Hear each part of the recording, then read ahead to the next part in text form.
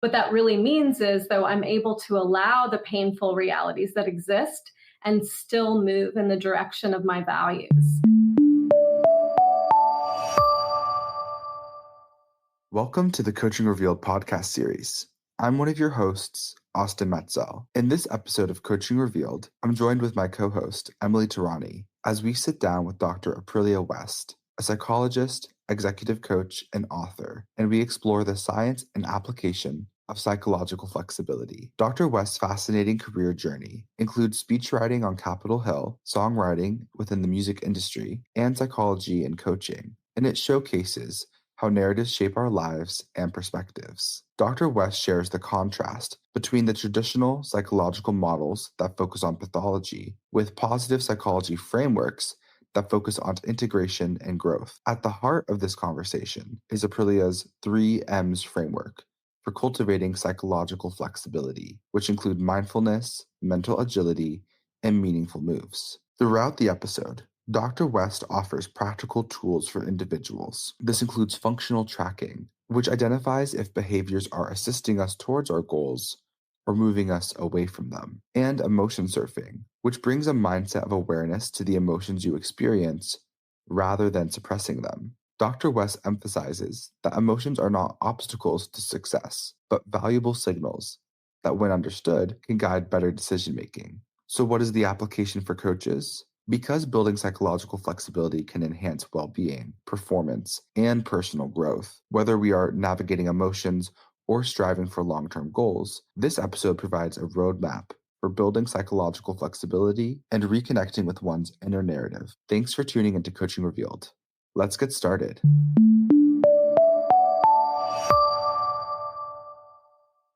Hi, everyone. Welcome to Coaching Revealed. Today, we have Dr. Aprilia West with us, who brings 20 plus years of experience working with executives, founders, leaders, teams, and organizations spanning from the United States Congress to tech, entertainment, Fortune 500 companies, and nonprofit advocacy campaigns.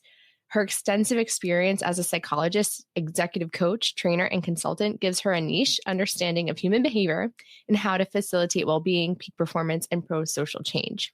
Dr. West's interest in human behavior, choice-making, and performance led her to develop the construction of emotional efficacy, which is the ability and belief that you can harness your emotions and align your actions with your values in the face of stress, distress, and challenge. She also designed and tested a related assessment tool, the Emotion Efficacy Scale 2, EES2, and an evidence-based protocol, emotion efficacy training, which can be used in coaching or therapy. Dr. West has authored several books and publications related to her psychology and decision-making, including Act for Your Best Life, What You Feel Is Not All There Is, and she's the co-author of Acceptance and Commitment Coaching in the Workplace and Positive Psychology in the Workplace. She has trained thousands of professionals worldwide in applying contextual behavioral change in clinical and organizational settings. So if you can already tell from all of her expertise and experience, Austin and I are super excited to be talking with her today. So Great to be here with you guys. Yeah, thank you for joining us.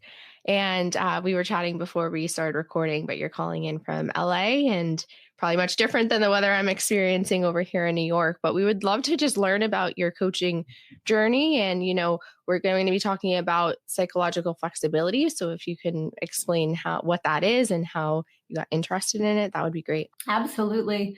I've had kind of a non-traditional journey with several incarnations so far, and I'm open to more.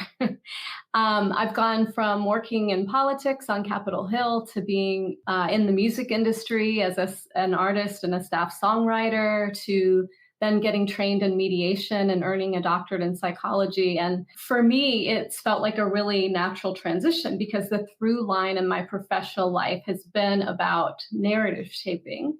So on Capitol Hill, I was helping shape narratives around how policymakers express themselves and what they stand for as a speechwriter and a press secretary. And then in the music industry, as a staff songwriter and artist, I was shaping the narratives of songs about universal life experiences and ways of seeing things from different perspectives. And then in mediation, I was helping people shape narratives in a way that allowed them to form solid, workable agreements to move beyond conflict. And now in both therapy and coaching, I help people find ways to make meaning that leads to increased action and fulfillment in their lives. So, all these experiences allow me to get really clear on how powerful the way we story our lives is, and that co-creative power that exists in it.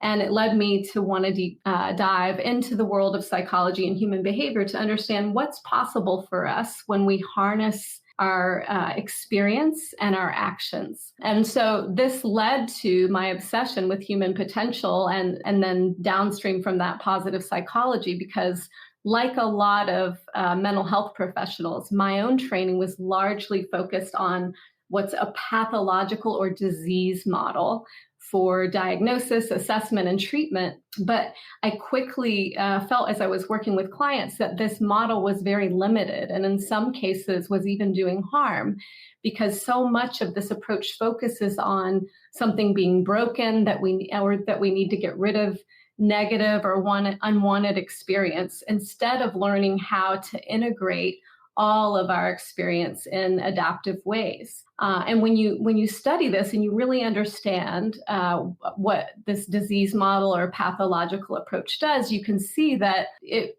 essentially takes a binary approach to looking at humans and dividing us into camps of normal or abnormal.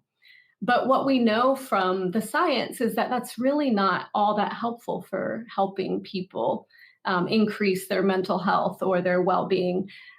Just as a fun fact is that currently, based on the Diagnostic Statisticians Manual, there are 10,130,814 ways to be diagnosed with some sort of mental illness using the DSM criteria. But again, this is all based on this idea that there's a normal way for each person to be, biologically, psychologically, socially, and environmentally. And this doesn't take into account individual differences. It's like looking at people through a 2D lens when really we live life at least in 3D. And so this led me to psychological flexibility because, in essence, when you're thinking about what leads to increased mental health and well-being, it really comes from this deeper process of being able to be flexible, not only with, feelings and sensations in the body, but with the way that you're thinking about things. And then behaviorally, being able to actually override some of what I call the default tendencies or urges we have to act in certain ways. My experience is that doing coaching with psychological flexibility has allowed people to tap moves that they never thought they could make and to create lives that are way more fulfilling. That's so fascinating and interesting. And when you were talking, I remembered the direction that you get when you're learning how to drive of, keep your eyes on the road and you want to focus where you want to go. And if you're looking in the lane next to you, you're going to accidentally swerve into the other lane. So our society and how the clinical side of psychology focuses is on all of these diagnoses and what's wrong. And that's what's so amazing about positive psychology is that, you're focusing on what's going well. So then, everything is going to follow that. I guess my question is, can you dive a little bit deeper into exactly what psychological flexibility is and what that lens is when you're working with your clients and just in general for anyone that wants to apply it to their life? Yeah, so psychological flexibility is the ability to align your actions with what matters to you while harnessing your experience. So the easiest way to break that down that I have come up with is what I call the 3 M's. And those 3 M's are mindfulness, mental agility, and meaningful moves. So with mindfulness in this context, what we mean is not just being present and aware of what's happening in the moment, but also being able to hang out with what's happening. So to take your example, Emily, of, when we're learning to drive, it's one thing to know where you want to go. It's a whole other thing to be able to also hold and hang out with and even welcome the anxiety that comes with what's the car next to me doing? And can I still stay focused on where I want to go while I'm also experiencing anxiety about what could happen or what could go wrong? So this first piece of mindfulness is huge for a lot of people. And the research shows that so much of what gets in the way of people being able to flourish is this default hardwiring we all have to avoid any unwanted emotional experiences. So that means that in every moment, we are optimizing for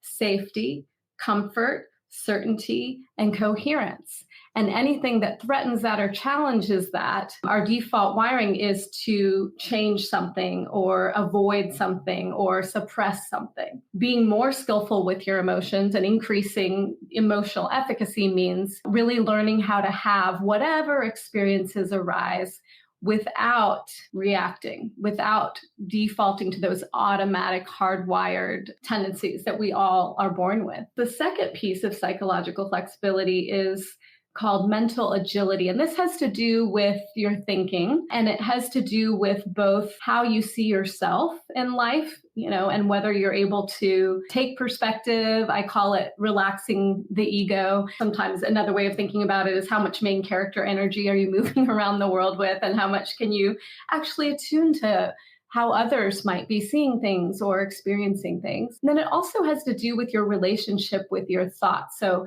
I often say that when you have high levels of psychological flexibility, instead of looking at the world from your thoughts, you're looking at your thoughts. Another way of explaining this is that you stop taking your thinking as seriously when it's not helpful. So our thoughts can both be mission critical directives, but they can also boss us around and try to get us to, again, protect ourselves like we're wired to do. And that sometimes means missing out on opportunities to create what really matters to us. So there's a lot of work there that goes with being able to differentiate helpful messages from our emotions or helpful thoughts. And then the final M is meaningful moves. So a lot of the research that comes out of positive psychology underscores what we now know is real fulfillment in life, or as some people like to say, happiness, comes from being meaningfully engaged. We actually don't need to get rid of anxiety, depression, and stress to live a really flourishing life, to thrive in life. And in fact, a lot of my clients do really well because they learn how to both have discomfort and still stay focused on what matters to them and in action around that. The practice of learning how to make meaningful moves often involves being aware of your emotions, learning how to hang out with them, then also being able to shift your relationship with thinking so that you can discern what really matters to me, and can be sure that your moves are coming not just from random thoughts that are maybe practiced or familiar to you, but getting really clear on what matters and then being able to take action around that. Those 3 M's are, as you can imagine, I could do a whole episode on any one of those, but they're often really transformative for clients, depending on what their goals are. And we'll work on some of them, or sometimes we'll work on just one, depending on what they come in with. I can definitely see the breadth of the 3M model impacting people in so many different ways, just looking at that mindful acceptance, the mental agility, and then the meaningful moves. What I'm curious about, you brought up earlier how you view yourself as someone who helps build narratives. And what I'd love to know is, in working with the psychological flexibility model, how has that helped your ability to assist other people with the narratives that they are using in their lives? And then if you want to maybe dive into a personal anecdote, how has that helped you with your own personal narrative as you've navigated so many careers? Yeah, so starting with the first question, how does psychological flexibility relate to narrative shaping? Really has to do with all 3 of the M's in this way. So what we experience, and I'm going to talk first just in terms of what we are experiencing on a somatic level and how we interpret that, are essentially sensations and feelings, and how we relate to our sensations and feelings then directly impacts what we think, right? Because we think in terms of language. So our ability to make any meaning about anything that's happening comes from language. So if you're working with just the first two M's, mindfulness and mental agility, that is core to narrative shaping, because you could even say that in life, there's really just what happens, and then there's the meaning we make of it. So for us humans, there's always sensations happening in our body. There's always interpretations of that sensation. Am I safe? Am I cold? Am I anxious? Am I energetic? Am I talkative? And what does that mean then in context? So that's a process that's always going on for us. And then with mental agility, you have the process of just constant labeling and the assembling of words that make up thoughts, that then make up stories, that then make up narratives. And eventually, if we rehearse the narratives enough, they become schemas. With narrative shaping, what you're really doing is helping people become first more aware of their experience through mindfulness. And then secondly, they're becoming more aware of the meaning they're making of that experience through mental agility. And it gives them incredible power to re-narrate or double down on the narration that was working for them, or to decide, what, this narrative isn't working for me. What else is possible here? Or what might I be missing? Or how could I shift my perspective to see this in a slightly different and maybe more helpful way? That makes a lot of sense. Thank you so much for breaking that down. You talked about the pathological model being more binary and not necessarily rooted in a form of science that really reflects how to help people grow. And so I'm wondering, for you, the psychological flexibility model, what science is that derived from, or what practice is that derived from that is effective for human growth and flourishing? It's very similar to positive psychology in that we're really looking at people as individuals who have their own context. And we're looking at how their behavior is functioning in that context. So we're not measuring them based on what other people are doing or, saying or feeling or experiencing. We're focused on how it's working for them. And that really is the truth criterion for using psychological flexibility, is workability. So we're not measuring or judging or evaluating based on how other people are showing up in their context. In terms of the research, it's based on contextual behavioral science, which again is looking at the function of the person's behavior in context. And that then gives you a lot more helpful, individualized, interesting information about your client when you can learn to think through that lens. And then it's married with the, coaching approach to working with people, which is humanistic, which is really looking at what do they care about, how to leverage what they care about in their life to expand meaning. It's client-centered. Clients come in with what matters to them and what they want to work on, and that's how you set goals.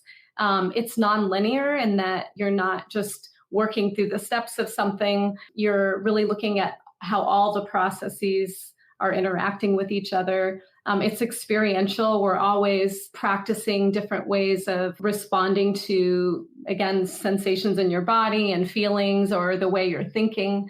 So clients are getting real-time experience with showing up differently around their experience.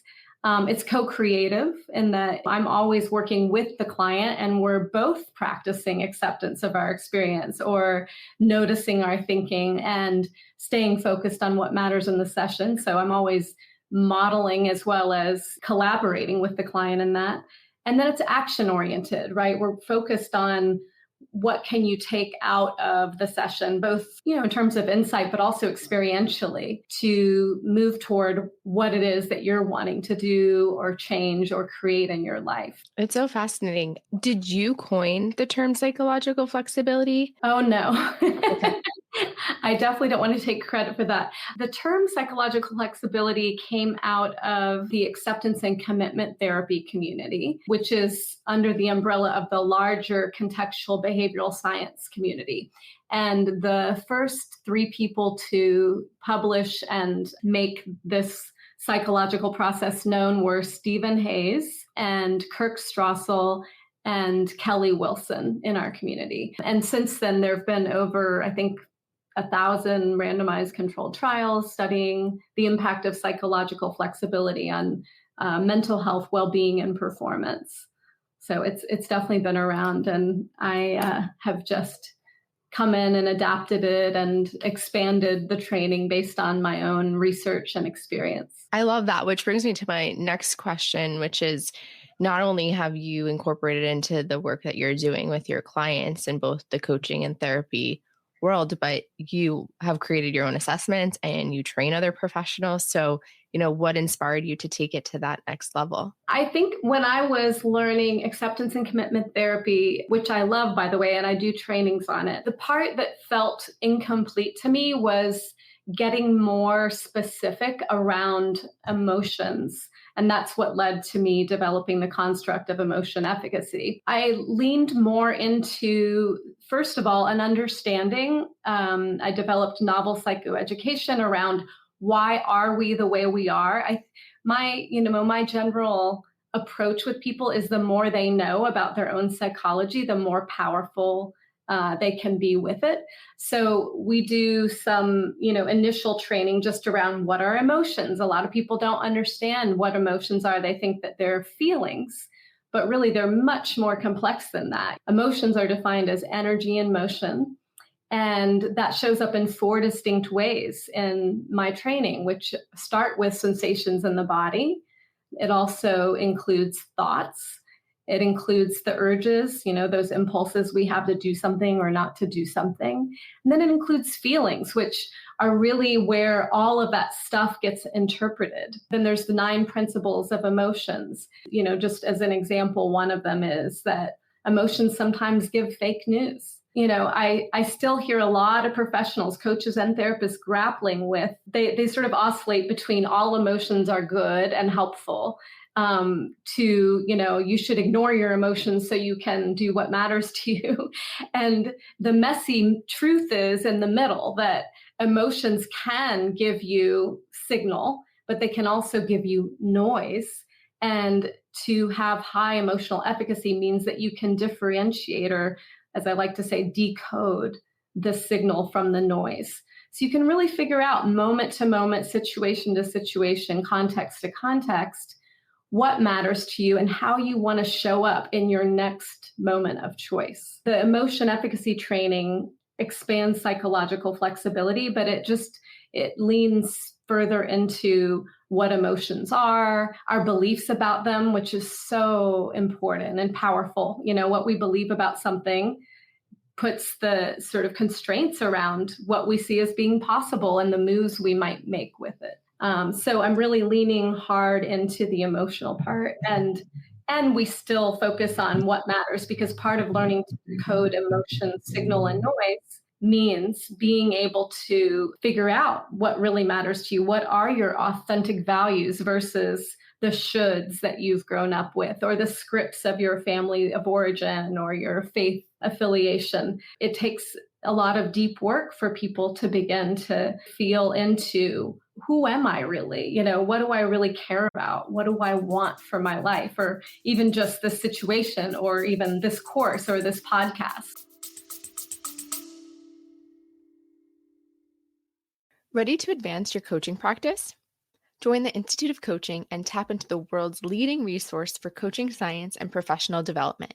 With over 4,000 members across 130 countries, the IOC offers invaluable networking opportunities with an elite global coaching community and innovative learning to broaden your knowledge and keep you at the forefront of coaching best practices. Engage in cutting-edge learning events with world-renowned coaching scholars, from webinars and seminars to discussion groups, research projects, and more. Try any membership free for 30 days. Use promo code IOC Podcast and visit instituteofcoaching.org/join to get started. It's such a broad and expansive thing, and then very personal for the individual to go through this journey of understanding their emotions or their energy in motion. There's, those 4 distinct ways they show up. There's the 9 principles.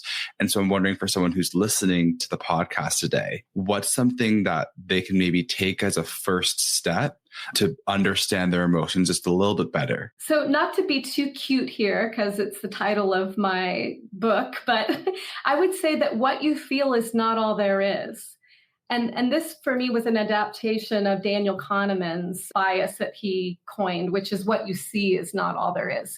So what you feel is not all there is means that there's so much more than what you're feeling in any moment, that there's more possible than what it feels like there is. And that's because, our emotional networks have not upgraded yet.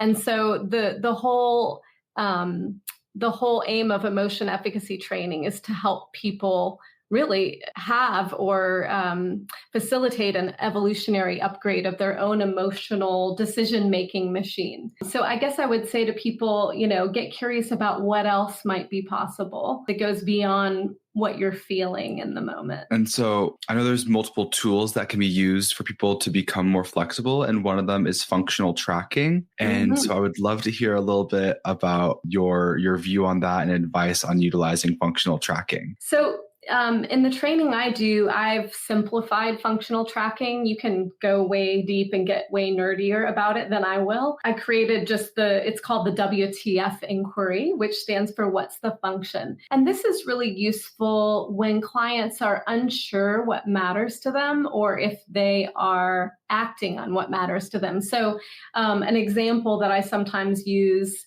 is back when I was getting my doctorate in psychology. I was at the end of the journey and preparing for our licensing exam. And I was studying for hours and hours, exhausted. I was starting to take lots of breaks and watching Netflix for an hour or two at a time. At some point, I had to do an intervention on myself because that hour or 2 hours was extending to 3 hours or even 4 hours. And so I asked myself, what's the function of this behavior? And what I was able to come up with is, when it's an hour break from the content and my studying, then that's functioning to actually give me some rest and recovery.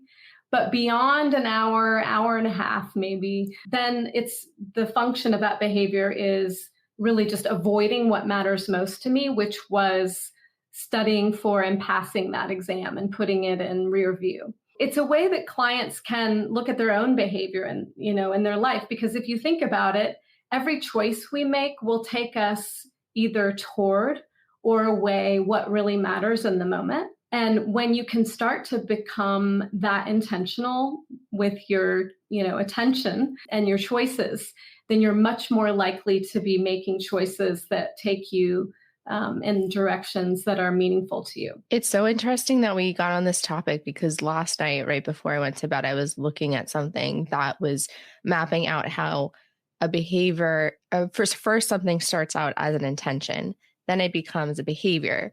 Then it becomes a practice. And then, it evolves into something that then becomes, second nature and then just a part of you. And I feel like that's exactly what you're speaking about. So we'd just love to hear your reflections on that. Yeah, no, it's so true. We get really good at whatever we practice. And that's because of the neuroplasticity of neurons in our emotional network. And so whatever we get used to becomes the most familiar and comfortable for us to default to. Even in my own life, I've had a journey. I had double frozen shoulder a few years ago, and I've been working hard to rehab and work out and build back my strength. And I got so out of practice of working out and, doing the things that I was used to doing that became my new normal. And so it really has required me to lean into the discomfort, the uncertainty of how it will go and what the end or the outcome will be, all the things that I'm wired to avoid in order to find my way back to being in better health. And I'm still on that journey. So I practice these skills every single day. Yeah, it sounds like you're really living out your model and play on words, but intentional, you're modeling it for your clients. Yeah. And I really try to keep things real.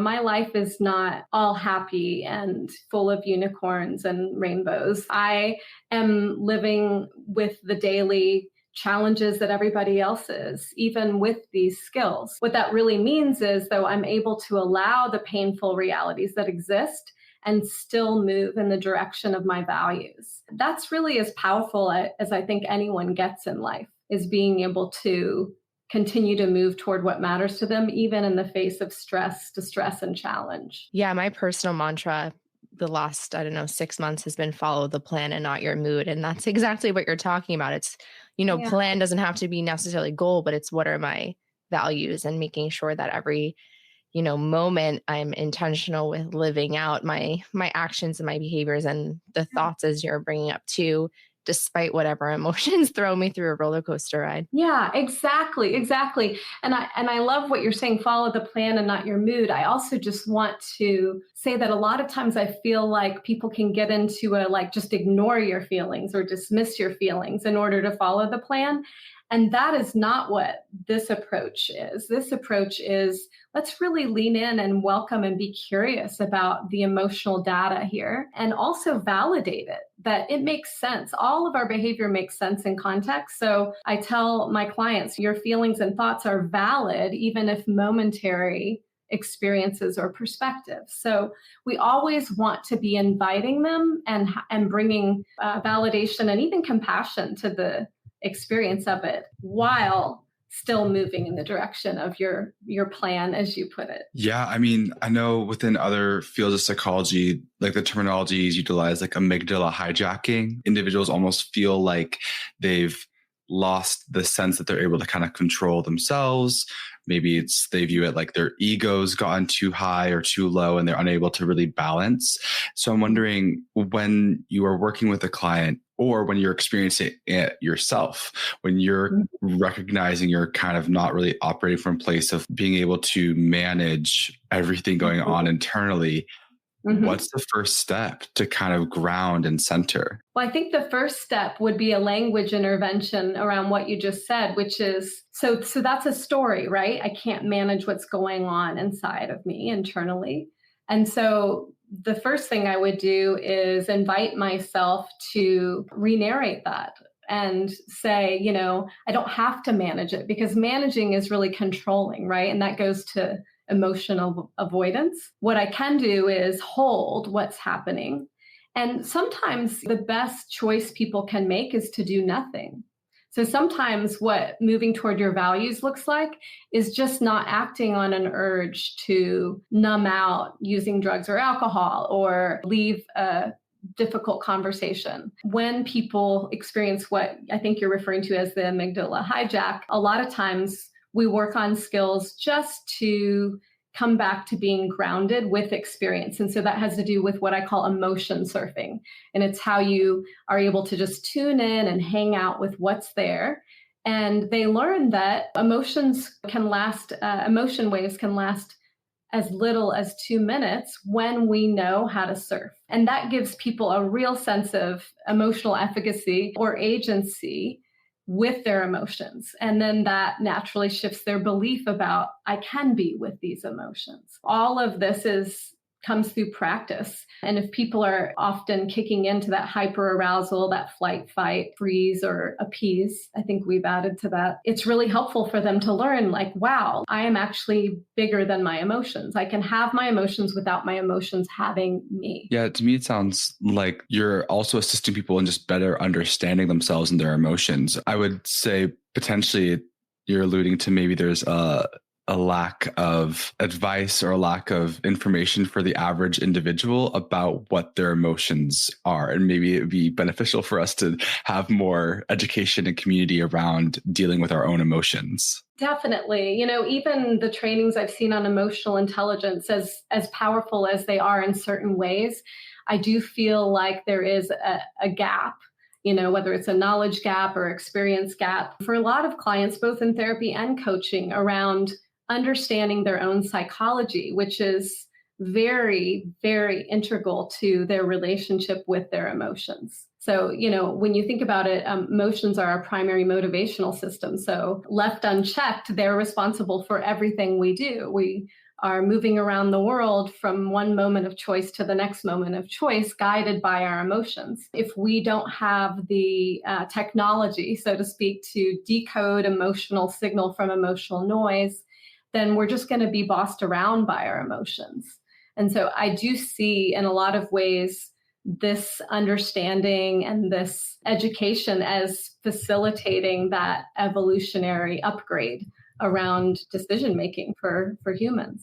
When you start a client engagement, Are your clients aware of your psychological flexibility focus and that they're going to really be working on unpacking their emotions? How do you present the model? I'm curious. It really depends on it, consistent with my model. It depends on the person. It depends on how they come in. If they're really clear on a goal, I may not talk as much or as explicitly about the model, but we always end up working on mindfulness, mental agility, and meaningful moves because it's so core to well-being and flourishing and performance. Other clients come in and they know that they're not happy with where they are, but they don't always know what's going to help. Like what are the targets for our work together? And so I might talk more about, hey, let me explain a bit about psychological flexibility. I always do assessment, probably because of my background as a psychologist, but I'm big on gathering data.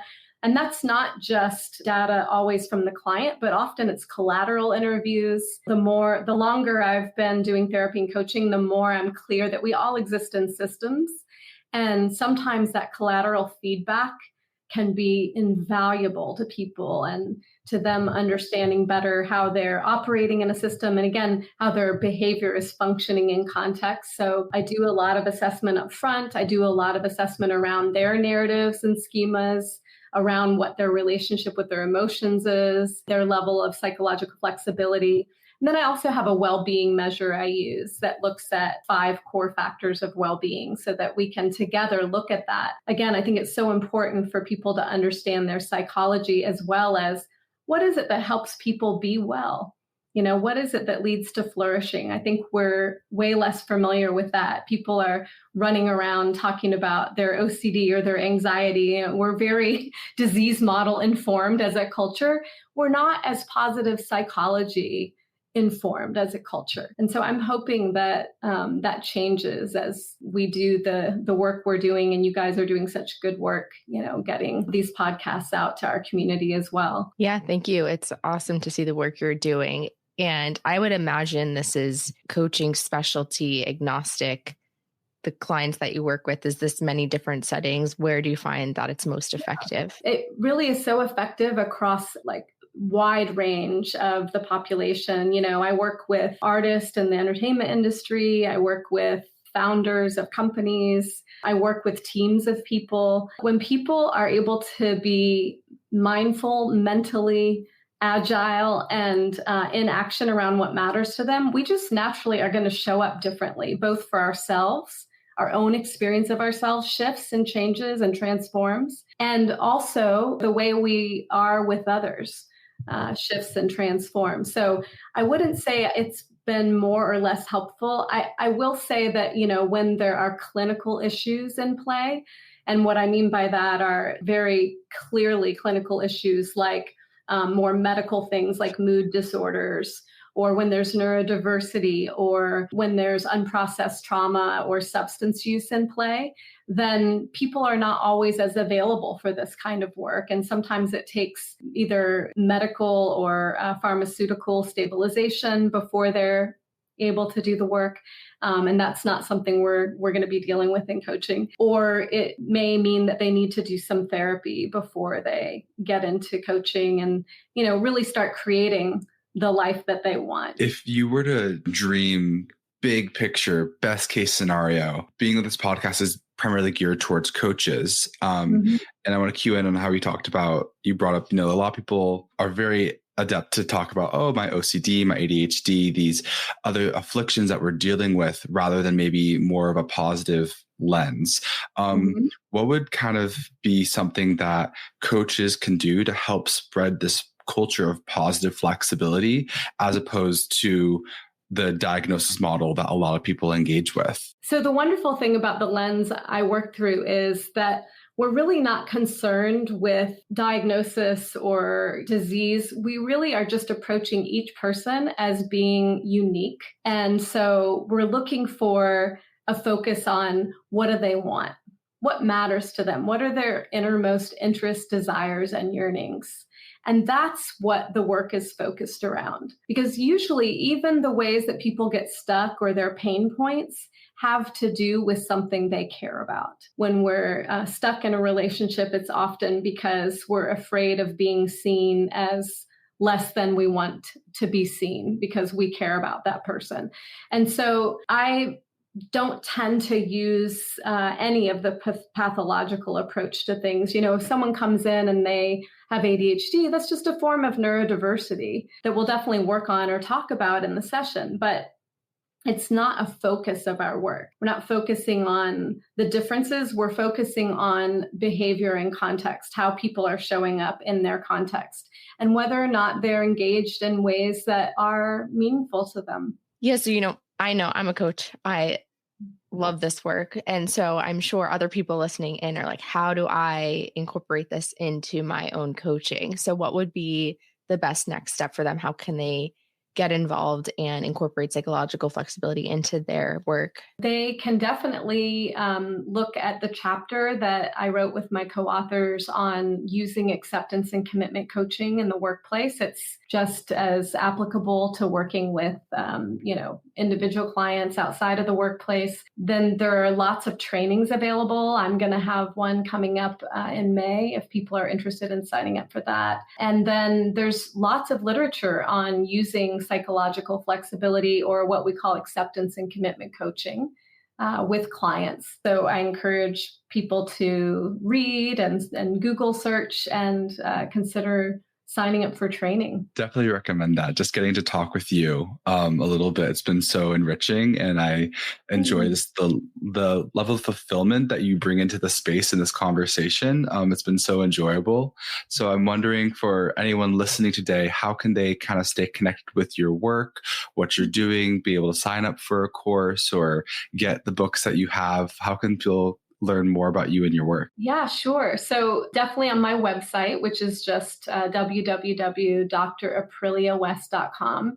I'm also on LinkedIn, and then my books are available on Amazon, both Act for Your Best Life, which are essentially 54 practices to increase psychological flexibility. You can use them in your sessions with clients as well. And then my book, What You Feel Is Not All There Is, for people who might be a little bit nerdier and want to dive deeper into the wonderful, mysterious, beautiful, and terrifying world that we know as our emotions. And then, I've put basically the whole training in that book. So there's reflections, there's scripts, there's practices, there's experiential practices for each of the core emotion efficacy skills. So I wanted to make that training available to people even if they couldn't afford therapy and coaching. So I recommend checking that out. And then all my trainings are listed on my website. People can look there for the courses on psychological flexibility or emotion efficacy training. And then I'm also now bridging into the world of integrating internal family systems and parts work with coaching from a psychologically flexible lens. So that's a newer training that I have coming up. Thank you so much, Dr. Aprilia. It's been a great time talking to you today. It's really fun to talk to you guys. Thanks for coming in and chatting with us. I know what I'll be nerding out on and adding to my reading list after this. Thank you, everyone, for tuning in today, and we will see you next time.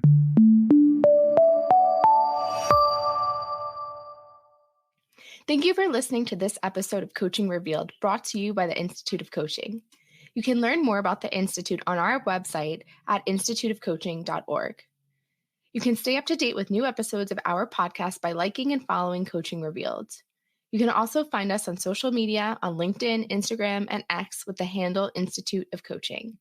We also love hearing from our guests, so please reach out to us with thoughts you have on this episode and any questions you have about coaching. Until next time, this is Emily Terrani with Coaching Revealed.